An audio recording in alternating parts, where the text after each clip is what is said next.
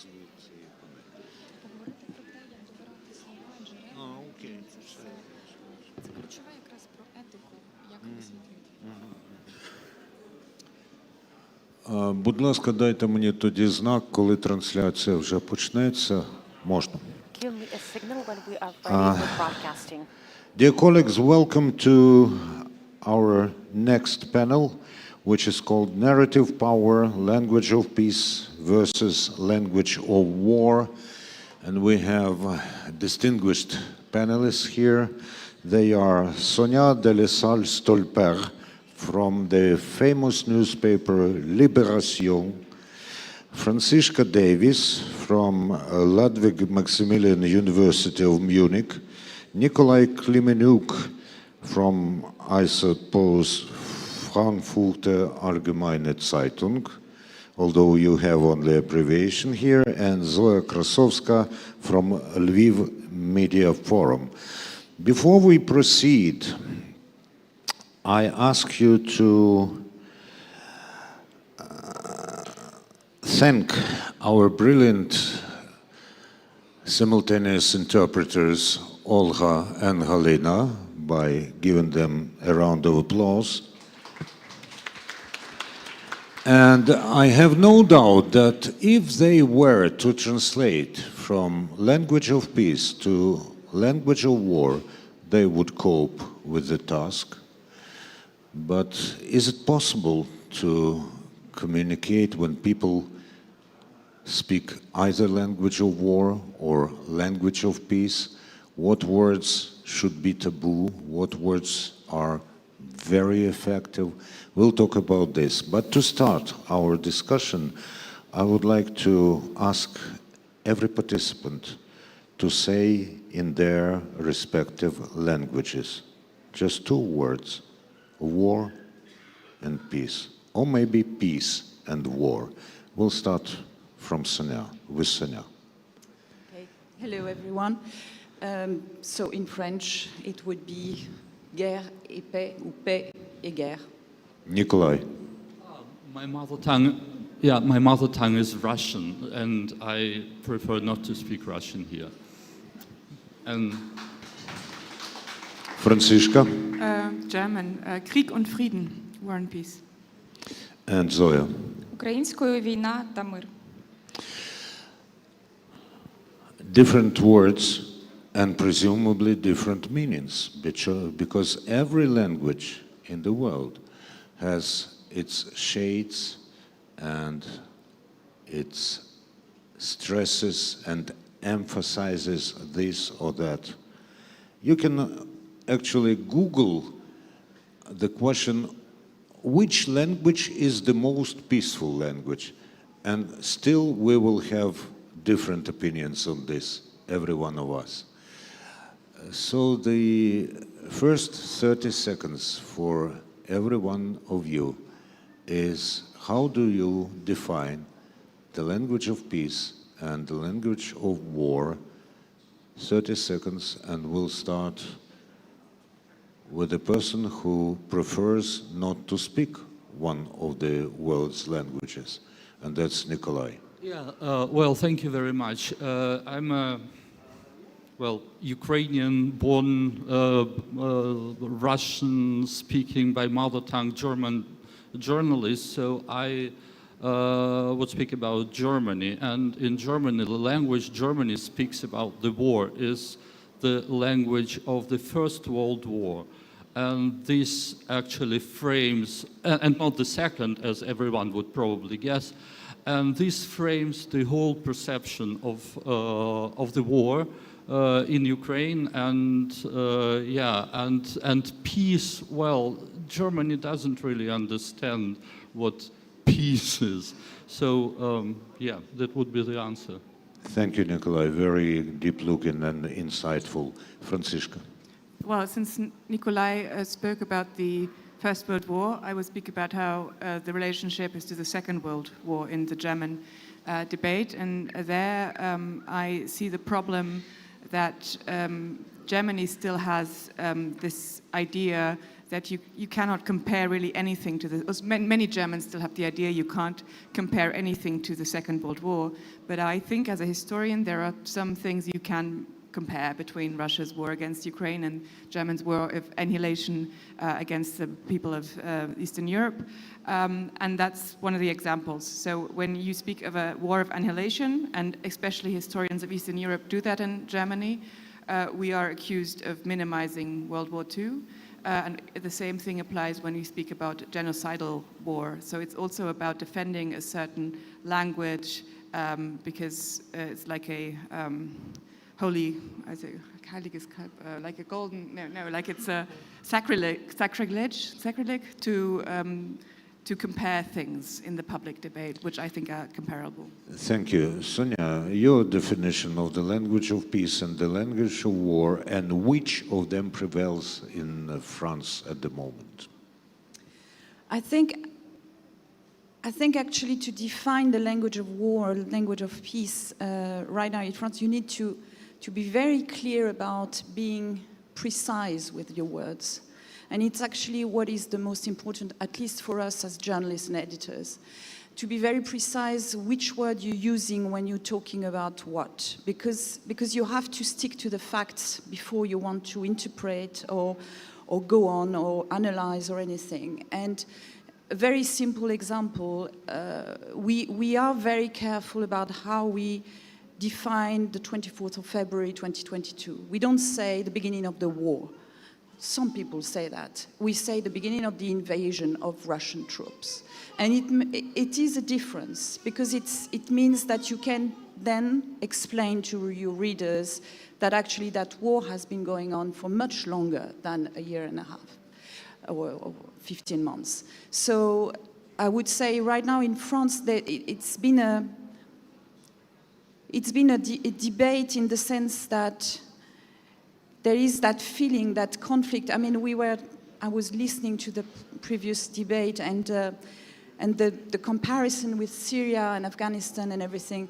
I think we can't compare in the sense that this conflict is close to home for our readership. So it means that it matters much more, actually, because it's always that for the readers. What is happening right next door is the most important. Thank you very much. But to my mind, the beginning of the Russian invasion is also not a precise meaning, because the Russian invasion began at least in 2014. But we'll talk about this later, probably. Zoya Krasovska. Yeah, for me, language of peace is asking questions and to understand what's going on, to be curious. And language of war is a language of demanding something and blaming somebody in anything that you don't like. And I think that both Ukrainian and international journalists, to have connections, to have dialogue, need to ask questions to each other. And to have the understanding and to be able, it can make us able to speak even in different languages. When you talk about blaming someone and demanding something from someone and classify this as or at least close to the language of war, do you mean that self-blame and demanding from ourselves also falls in this category? No, I mean demanding something from other side. All right, Sonia, I saw that you wanted to interfere. No? Okay. So now you'll have, every one of you, something like 5 to 6 minutes to put forward your main messages with which you want to address the audience. And then probably you'll want to react to what you heard from the others. And then we'll open the floor to questions. And who wants to start? I see that Nikolai wants to start.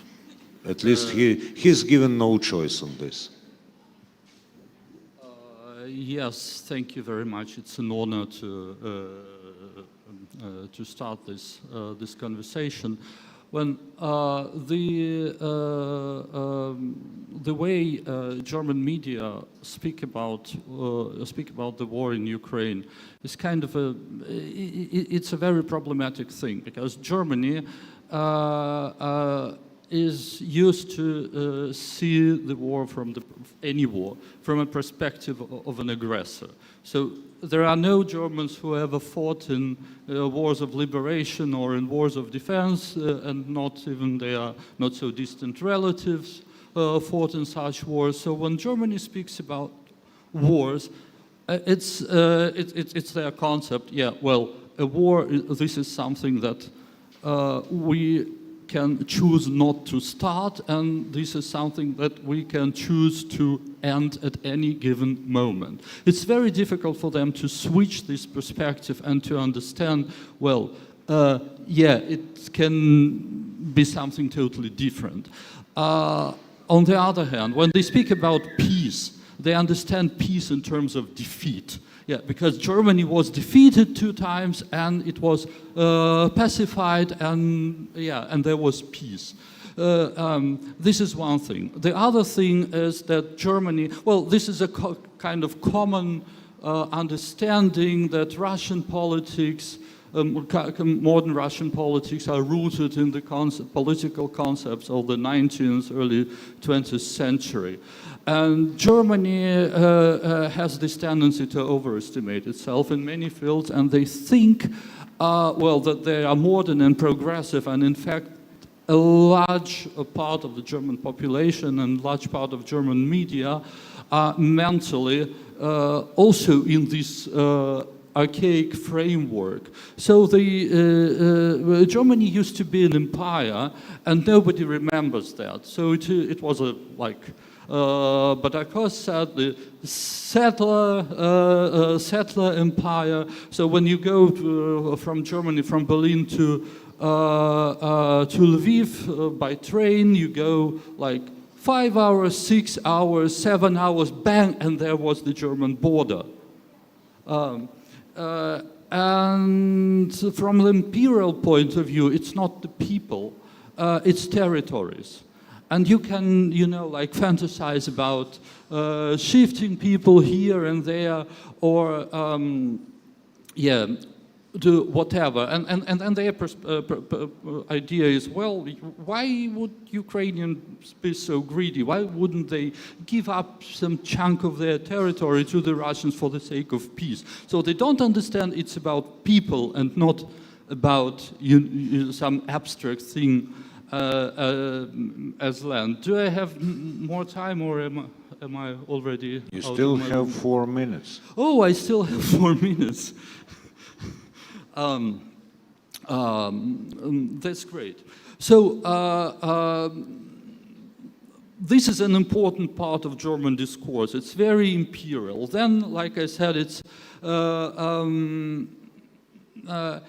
it's rooted in the archaic concepts of the 19th century. So they see, Ukraine as a game board. This is the language they use. There is no other language, or hardly any other language to speak of the of war. They use the expressions Stellungskrieg, which means war of positions or static warfare.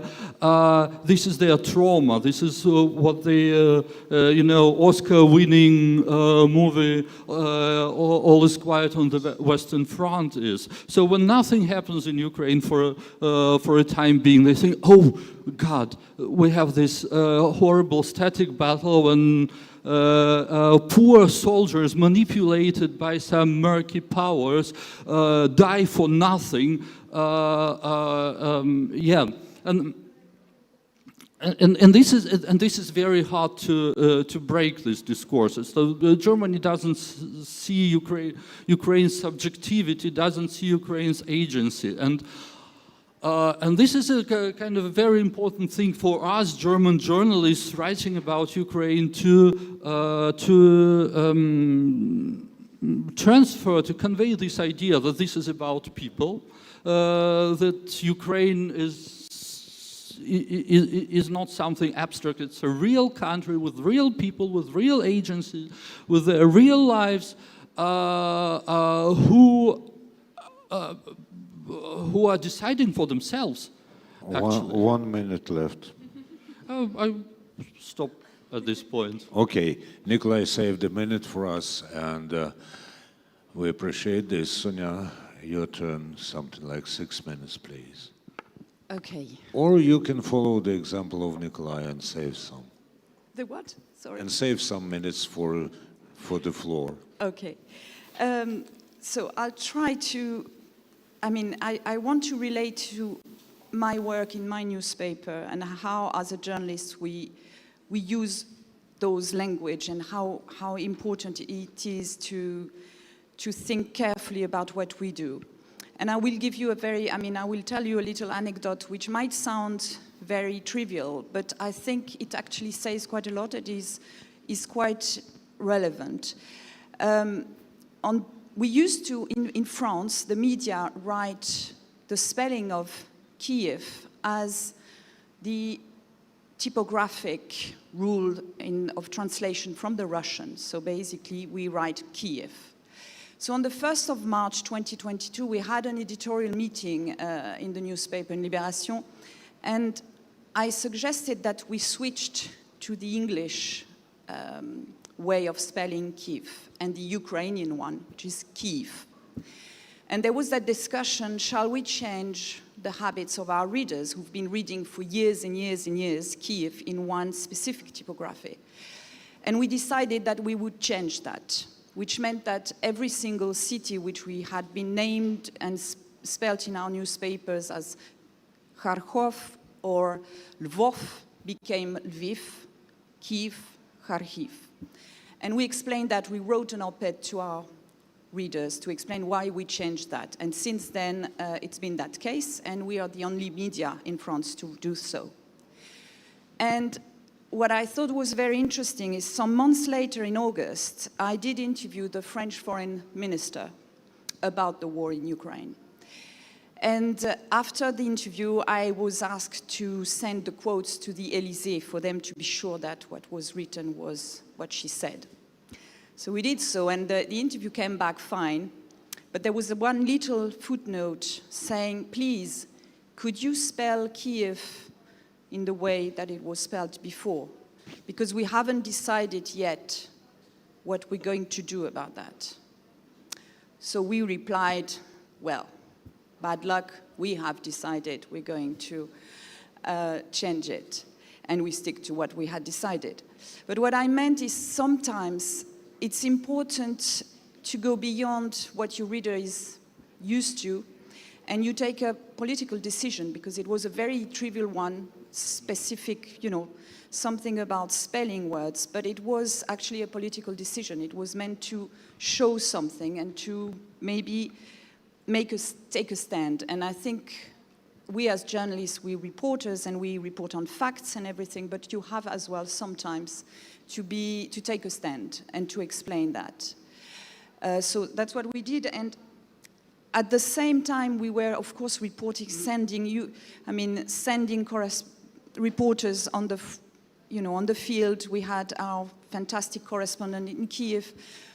And we thought we need other voices as well. And those are the voices we looked around, because, as we were all saying, we have our perspective, our expertise sometimes of the country, of the area, of the region, but we don't live here. So, of course, there are sometimes things missing. And so we looked to give a voice or to open our pages to some Ukrainian voices. So we looked to you journalists, Ukrainian journalists. So we published several op-eds from Ukrainian journalists, because it gave another perspective. It gave the fact that those journalists, you're doing your job reporting, but at the same time, you're victim of this war. You're kind of worrying for your friends, your family, your country, and your future. So it meant that for our readers, it's important to make sure that everything they can relate to it. They can relate to what is happening in this country.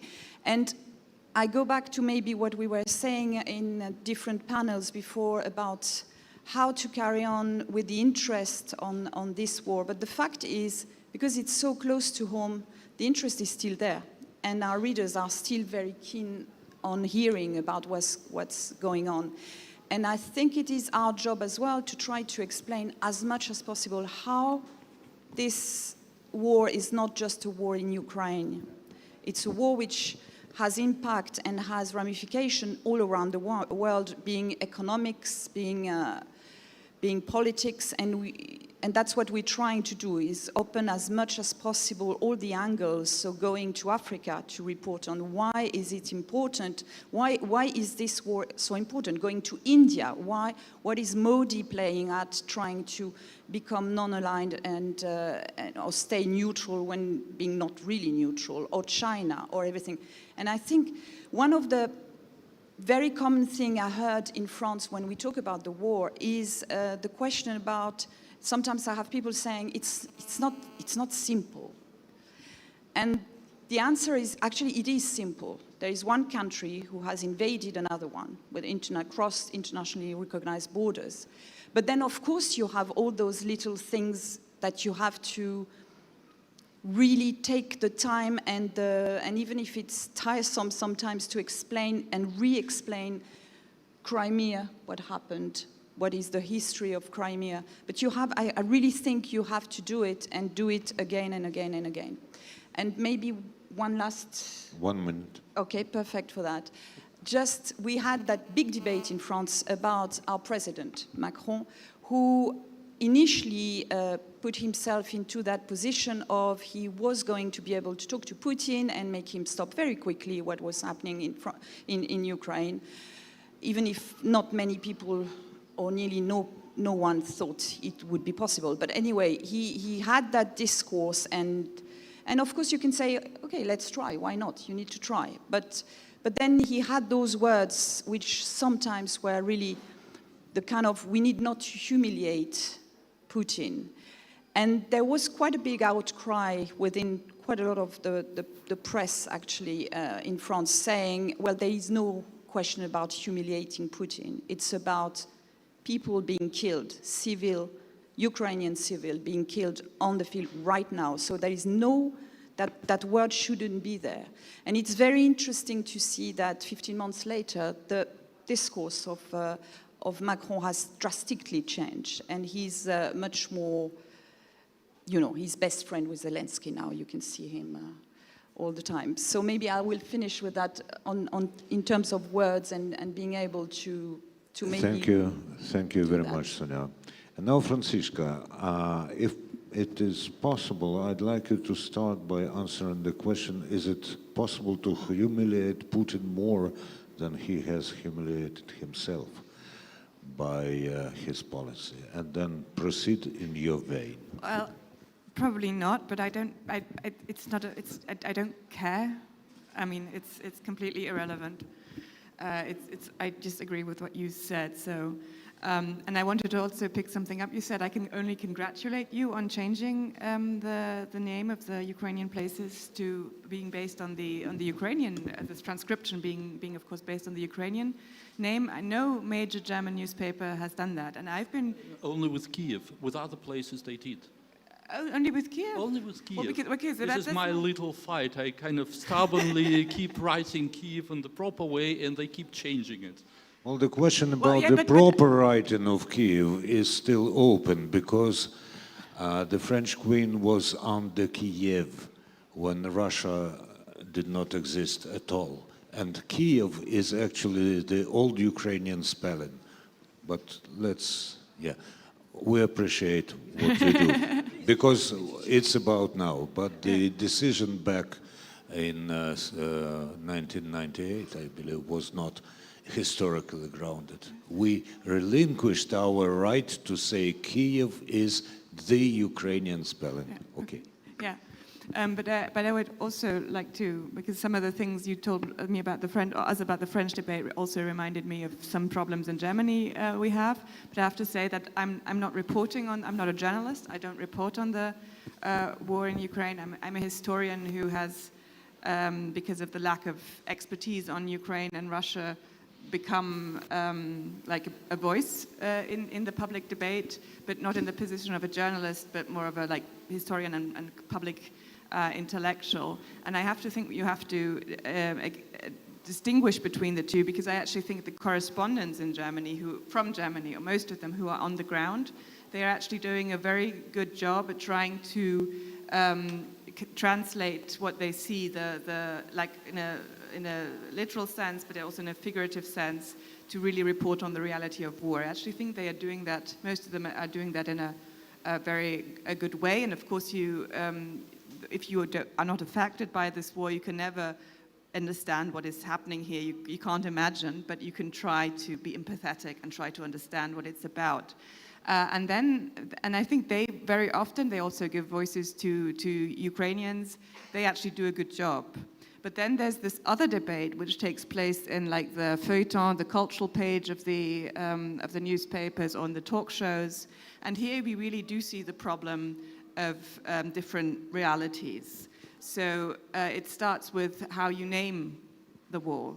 I mean, the Ukraine crisis, which was the name basically between 2014 to I'm putting that into quotation marks. I've always been critical of this word, but the conflict in Ukraine, or the conflict in Donbass, I mean, that was already a inappropriate a way of describing reality. It was an attack, it was a war, it was an invasion already in 2014. So that has changed since the full-scale invasion, but we still have these public intellectuals, scholars, who have, of course, I mean, the people like me, experts who have actually worked on Ukraine and Russia, there's no division. We're probably united as never before. I mean, historians like to fight each other, but on this question we are just very united. But then, of course, there are other public intellectuals, other scholars, other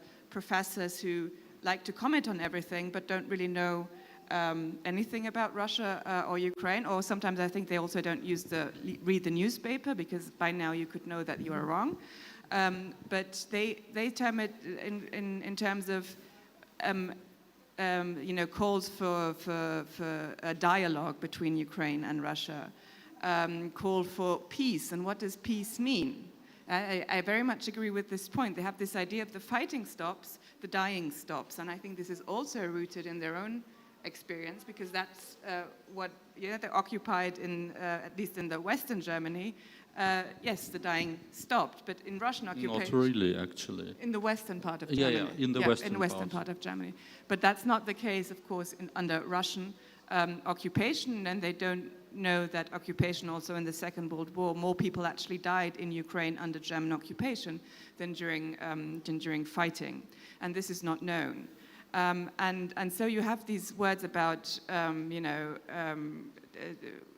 dialogue, getting the parties, the two parties, which is already an inappropriate way of describing reality, to one table, to get them into peace negotiations, and all this, or even there was a very horrible text, we already alluded to it yesterday, by still, I guess, one of the most important German philosophers, who talked about, and this was, I think, in December or something, it was not in March last year, it was after Bucha, it was after Irpin, and he talked about enabling Putin to save his face. Yeah, and I mean, that's complete madness to talk about this. So I think that's the one problem, like the whole framing is wrong, but then you also picked upon that, and there's a big problem in Germany, obsession with gray zones.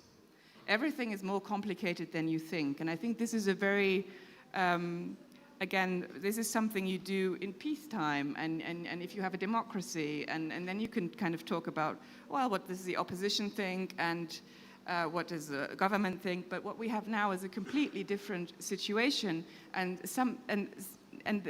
many have this idea there is no black and white, but yes, sometimes there is, and it's not complicated, it's very simple. One minute, Okay, Franziska. but the last minute, as a historian, I just like to point out that this has a longer tradition between East and West, because I have been also researching the reactions of the Western audience to Solidarność. And already then, the Polish intellectuals, Polish Solidarność people were pointing this out. You are talking about opposition and government. We are talking about the fight against totalitarianism. And there's an article in Kritika, Polish Critic in the 1980s, and he called this objectivism. It pretends to be about objectivity, but it's actually a weird sense of a kind of taking this concept to the absurd. Thank you very much. Now, before Zoya Krasovska starts her presentation or whatever, my question to you, Zoya, is that sometimes we observe in Ukraine something like we see or hear from abroad. Like conflict in Ukraine was mentioned here, but let me remind you that before the full-scale invasion, and even more important, before the full-scale resistance, we used to say the war in the east of Ukraine, trying so to distance even ourselves from what was going on. How blatant should we be in talking about this war? Unfortunately, the war make this discussion about professional standards in Ukraine more practical. Fortunately, this discussion is going on, and I think it's pretty effective because in Ukraine, I think among quality of journalists, among good journalists, we have a common opinion about how to name the war and so on. And that's why our organization, I'm here not because I'm from organizers team, but because we had a study, we conducted a study on how narratives about war in Ukraine are spread in foreign media. And we took data from our colleagues from Detector Media and Let's Data. It's a company who gathered data on media monitorings. And we looked through pretty good media in Germany, in France, in Italy, Hungary, and in Latvia also. And we found several media who are practicing good journalism, but they still have some kind of negative narratives about Ukraine. And we had the goal to speak with journalists, with editors who work for these media outlets, asking them questions. That was what I started to say, yes, not blaming that something went wrong with your understanding what's going on in Ukraine, but asking them how they define propaganda. Do they have any differences between soft propaganda and disinformation? And the first finding was that there is no such common discussion among professional circles in those countries about what wording to use. Of course, each editorial board has its own discussion, as Sonia mentioned. So they decided that we use such words or other words, or we can take 2 points of view, or how do we define what is the balance of opinions in this case. But discussions between different media outlets, it's not very well spread in these countries still. And of course, editorial boards who had journalists in Ukraine who are deep in context, they have brilliant stories. They are so deep in understanding what's going on in Ukraine, but the problem is news agencies and online versions of the different media outlets, because journalists who work on the news feeds, they are not so experienced maybe, and they have to work in difficult time conditions, so they have to provide lots of news during a short period of time, so they don't have opportunity to fact check, or maybe they don't have enough qualification to double check the news that they are getting from news agencies. And I think that it's very important also to work with those part of media, because any issues about wording is coming from news agencies.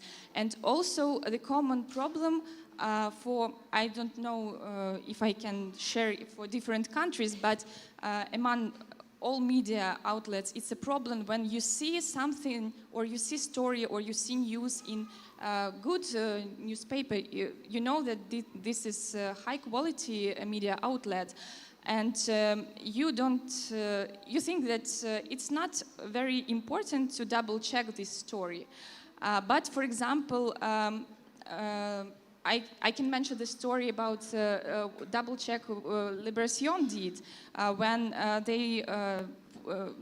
they published a check about CBS story that was saying about how weapons to Ukraine was sold.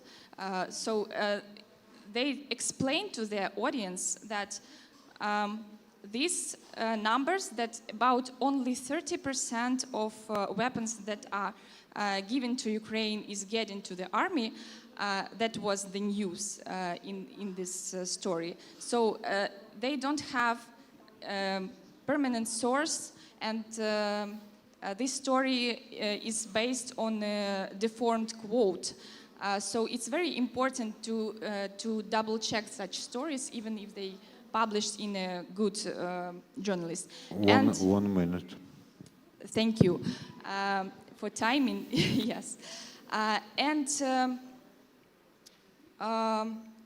also it's a problem to find good speakers. And Franziska mentioned about experts on TV shows, and online media also need to understand about what is the headlines, what is going on their versions on Twitter, for example, because audience read only headline. And even if you give the context, and if you in the whole part of news will explain that this is something wrong with this quotation, and this guy or Russian officials are lying to you, your audience will read only the headline. Thank you very much. Anyone wants to ask a question of these amazing people? No, not at the moment, but you still have... Yes, there is a hand, please.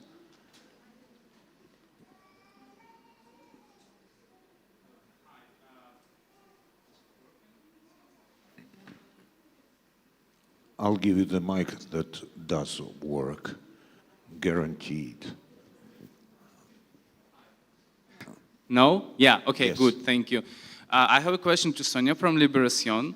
My name is Alexander Zamkova. I work at Stop Fake. This is an all-Ukrainian organization, and last year we had an amazing experience working with your Czech news on debunking several fakes about Ukraine. One of them was about the newly baked propagandist Adrian Bouquet, who emerged in France.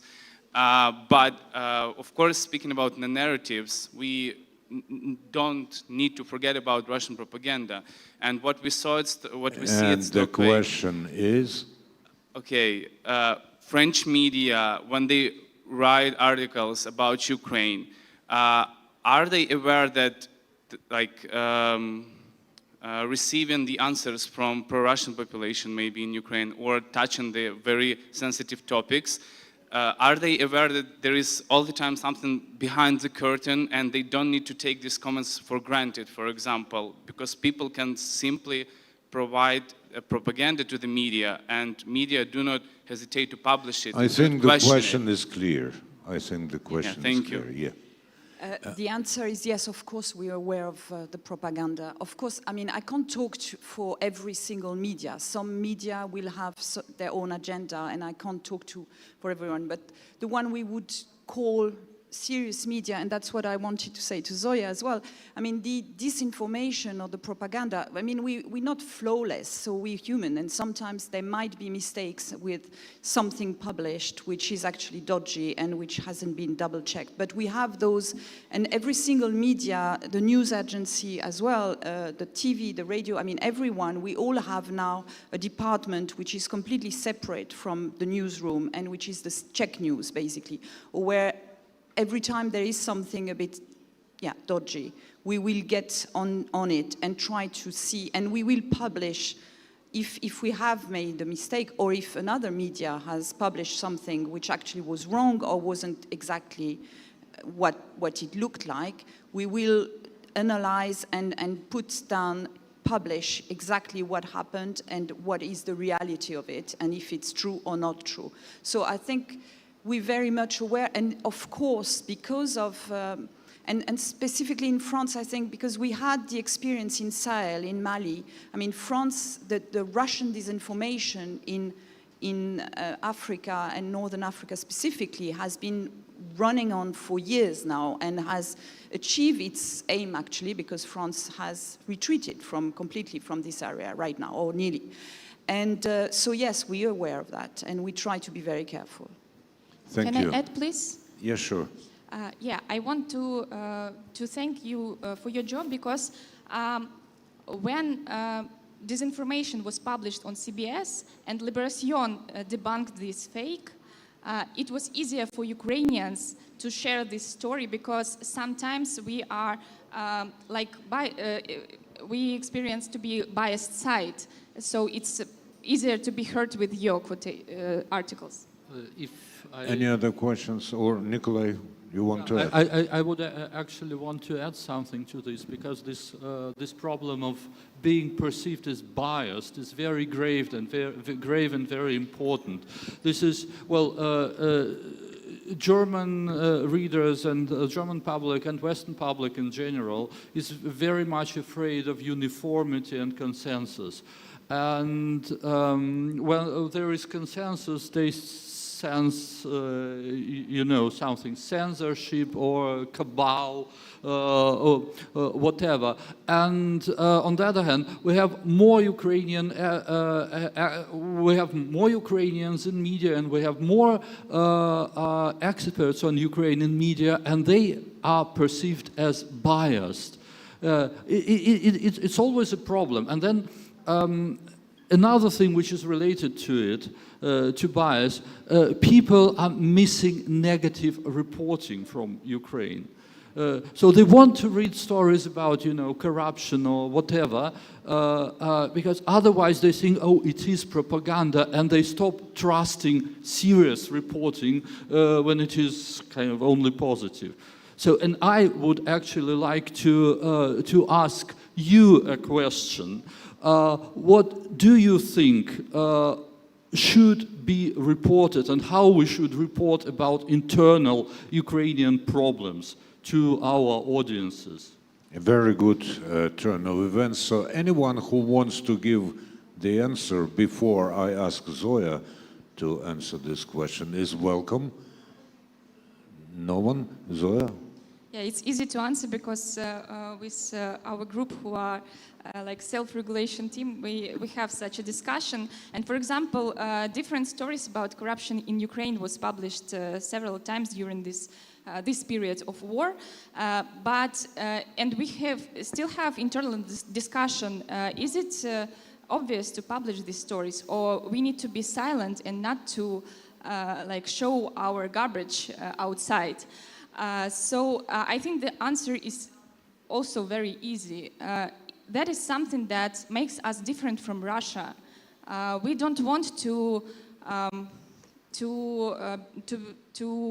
cover corruption without silence. So, and because of showing these problems, we can solve it immediately. Because if we will show this problem, and for example, if it wasn't bought, it hadn't bought 5 more tanks, published story will help to buy them next time.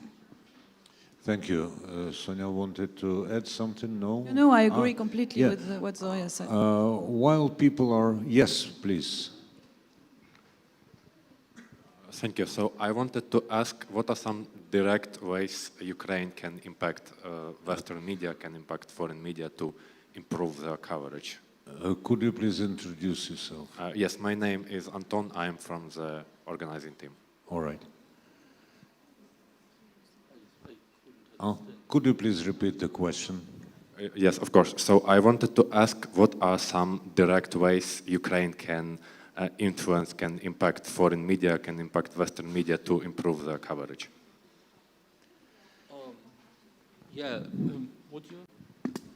You start. You're the journalist. Ukraine is already doing a great job, actually, and Ukraine is possessing the narrative, not entirely, but it is very much in control of the narrative, which is a good and a bad thing at the same time, because, like I said, well, when the audiences sense, the narrative is controlled, they get suspicious. I don't really know. The biggest problem is, how do you report on real life of a country with all its problems, with all its power fights, with all its social conflicts, with all its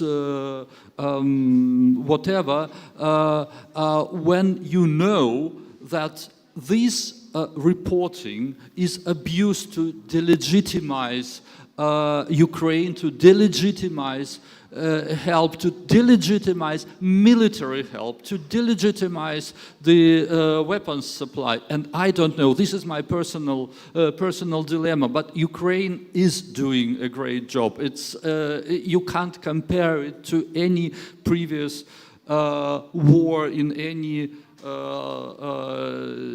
in the recent decades. It's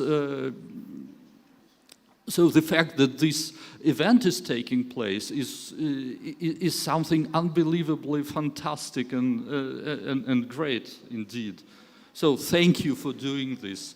You are making our job much easier. Franziska, no?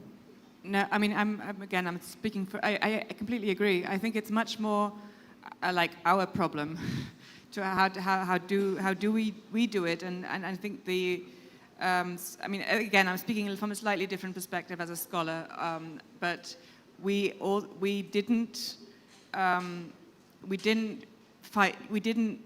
fight enough. We were so frustrated by the debate since 2014. And we tried, but we weren't aggressive enough. And I also think that because actually historians and other scholars on Ukraine had the knowledge to combat these narratives about Ukraine as like quote unquote artificial nations. It's a very young nation. It never really existed before. It's half Russian. We had the knowledge to combat that, but we didn't really, because we're not journalists, we're not activists, we didn't have the skills to bring that out so much. And actually we tried pre the full-scale invasion, but also people were not interested really in hearing from us.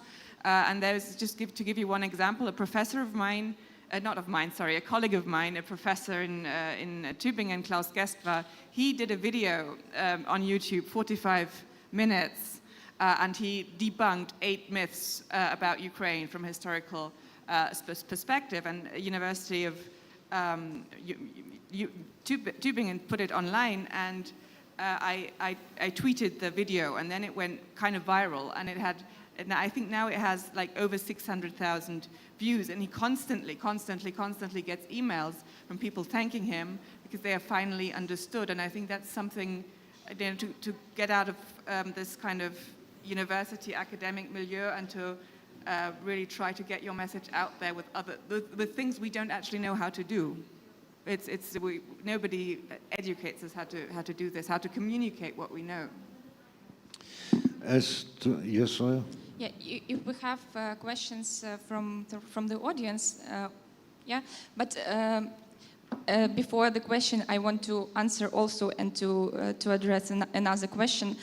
So the answer is to be proactive. For example,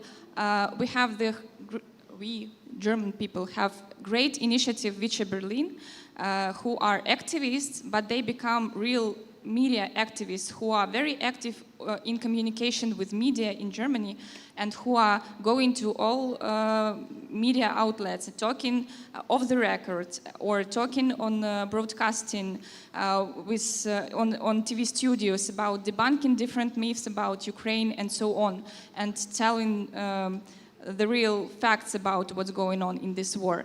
But my question was also about we talked to good journalists. We talked to editors who are interested to be professional. And for example, we saw that in Germany, people are divided into groups. 44% were saying that it's not necessary to send weapons to Ukraine, and 41 says that it's okay. It's YouGov data on February 2023. And I think that professional journalists are very good in this debunking these myths about peace-building movements. So they have strict position, and they are very united in this position that this movement is not very healthy. But these sociological reports shows that society is not very good in dealing with good media. So how can we deal with it? This is actually a very important important topic, because, well, sociological research and polls, they are highly manipulative, and they are also framed by this language and by these concepts. And some of them are really funny, because, well, like 2 weeks ago, there was the last poll of this kind, where the question was, should there be negotiations between Russia and Ukraine? And you think, what the heck? And the majority was for the negotiations, and and you think, what the heck? Why the Germans think they can ask their fellow Germans about other countries' affairs? They don't ask Germans about pension reforms in France, for example, or this kind of thing. So this opinion is largely formed also by opinion polls, and this is very important to point it out and to debunk the methods of polling. One of the reasons may be that they do not understand that pension reform in France does affect Germany within the system of the European Union. But the good thing here is that they understand that Russia-Ukrainian war affects Germany and the European Union. Normally, these polls are combined with some kind of demands towards the German government. So, should we put pressure on Ukraine to surrender or something like They don't this? say surrender, they say negotiate. That's the problem. That's the problem. I just wanted to maybe to answer the question in a very concrete way. What could you do more or anything? I think the Ukrainians have been extraordinary in terms of communication. I mean, they've been mastering the communication since the beginning. With the good thing that you created, I mean, they exist, but you created heroes, and the courage and the resilience and everything has been covered over and over again, and is still covered. The negative of that is it's a little bit too controlled, which means basically sometimes the access to some part of the war or whatever is too controlled, or a bit too. If we get a crowd of 100 journalists, it's never very interesting in terms of reporting and everything. So that was one little thing. About the debate you're having right now, I just wanted to maybe underline the fact that we need not to underestimate how much the Ukrainian conflict has shifted policies in Europe, in the world, in each of these countries. I mean, Germany, we can criticize whatever, and of course over and over again, but the fact is, in a year's time, the shift towards their defense, their energy policy is staggering. In France, the same. We're changing completely. We just in the process of voting our new defense package, which will change completely and is directly affected by the war. So, and I could go on and on and on. And even we're talking about the US, who is the very big partner in this whole story.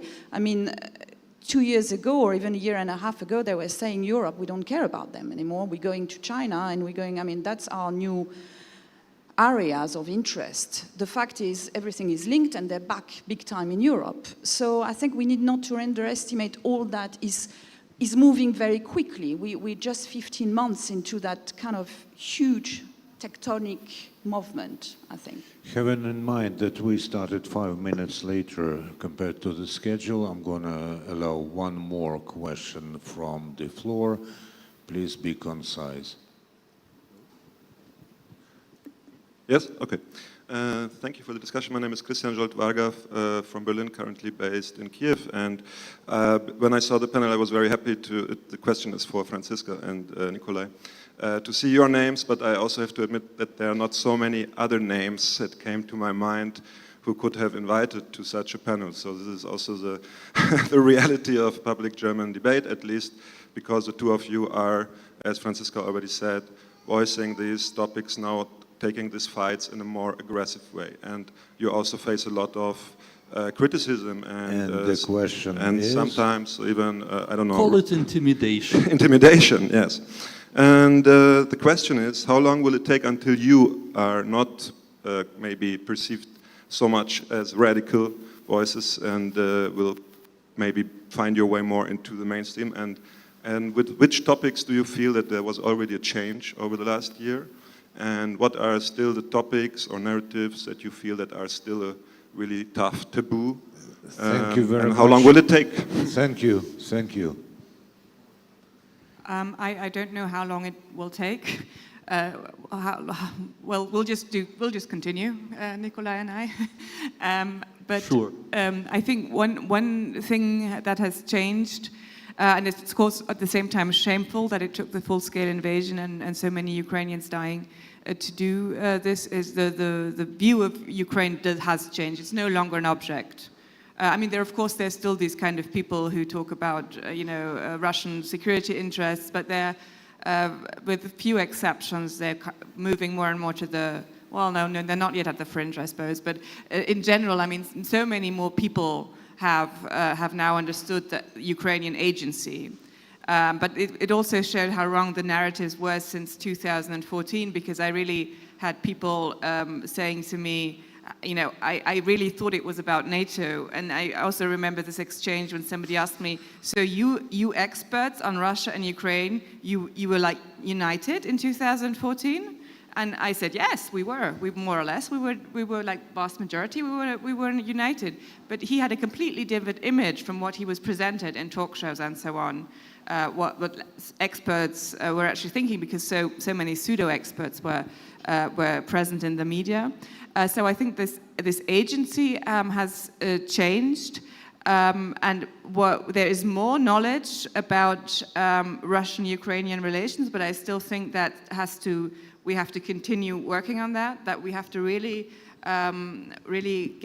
get also the history of Russian-Ukrainian relations more out of it, because to really understand this neo-imperial and also this specific place Ukraine has in Russia's imperial obsession. But that's of course also my view as a historian, so maybe you can.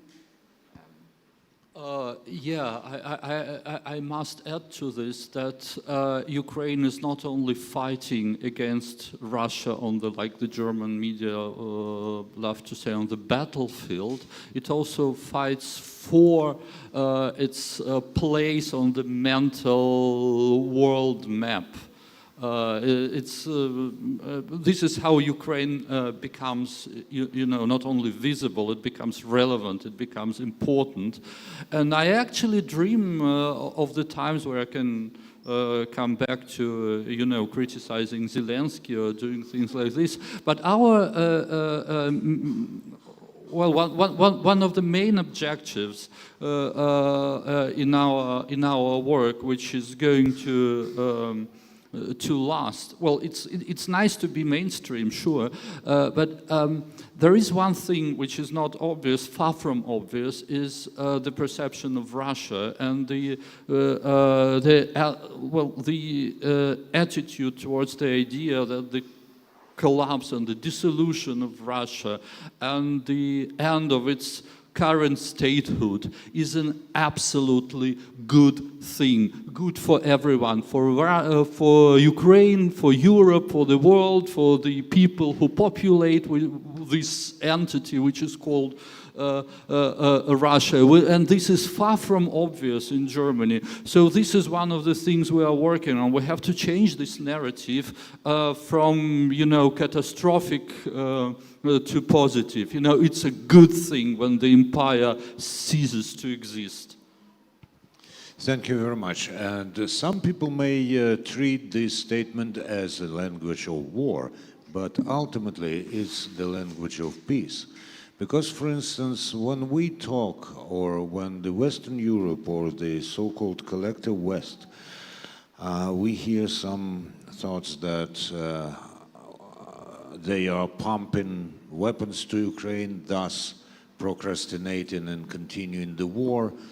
We have to remember and to explain that the victory of Ukraine means peace. Any other outcome means that the war not only may, it will spread to other countries. So I thank very much. By the way, and when Nikolai asks how can we report on something without delegitimizing the Ukrainian state, like corruption and all this, well, I say that even such stories, they are proof of the fact that Ukraine exists. Yeah, sure. If we are silent about this, this means that Ukraine vanishes, and this is what Putin and Russians want, who say that Ukraine does not exist. So my answer to language of peace versus language of war is that I'm very old-fashioned in this, but there is the language of truth. And as long as we speak the language of truth, however bitter and unpleasant it may be, this means we exist, we shall overcome, and, well, it can be, of course, be continued with free at last, but I believe that we shall be free even before the last day comes. Zoya Krasovska, Franziska Davies, Nikolai Klimenyuk, and Sonia Delesalle-Stolper. Your applause, thank you very much. And you're supposed to be back here at 1400. Meanwhile, bon appetit.